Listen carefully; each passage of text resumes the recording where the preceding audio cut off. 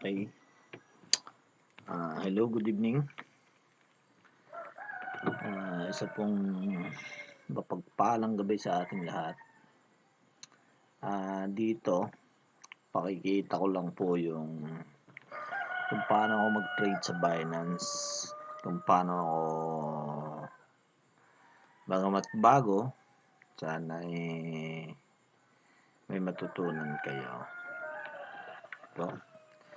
Bali kanina, ito lang yung order ko kasi dito siya lalabas yung order mo.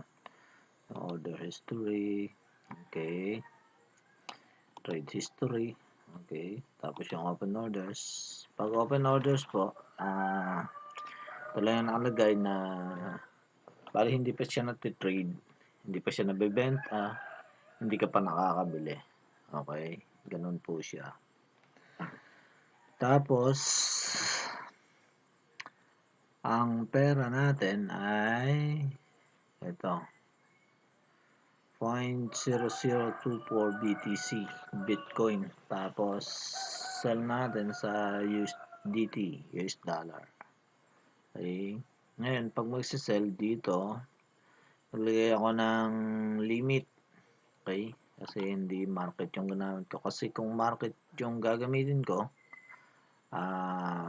automatic kung ano tong price na to, yun na yung lalabas. Ngayon kung gusto natin na medyo mataas, sa limit po tayo.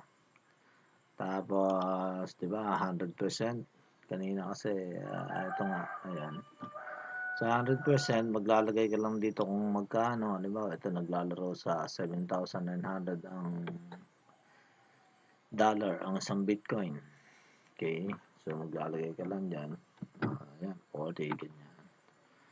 Tapos lalabas siya dito kung magkano mo siya mabibenta. Kung halimbawa 2 siya kanina. Okay, so 19,000 US dollar. Okay, tapos kung gusto mo naman na medyo bababa, gusto mo mabenta agad, pagta mo lang ng 8,000. So 19.2 dollar. Tapos babawasan pa siya ng commission. Kaya baka magulat kayo. Tapos ito, medyo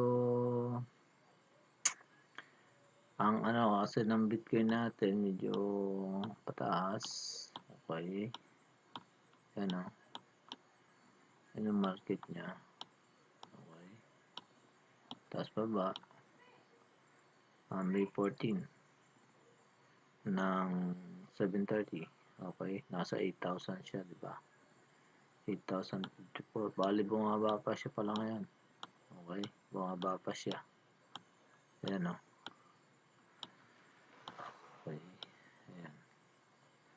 Tapos, kung maglalagay tayo ng indicator, click lang natin dito. Gusto natin lagyan ng MACD.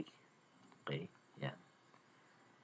Kung gusto natin dagdagan, okay, lagyan natin halimbawa ng RSI. Okay, RSI. Okay, balik natin sa mama. Okay, ayun o. Mukhang pababa pa siya base dito. Yan, minsan kasi hindi naman siya nasusunod, kaya aware lang tayo. So ayun, isang baguhan sa sa trade sa Binance. Gusto ko mag-try dito kasi malaki-laki nagbebenta dito. Doon kasi sa isang trading site na inaano ko, medyo maliit yung nagbebenta doon. So limited lang yung oras natin. Okay, kaya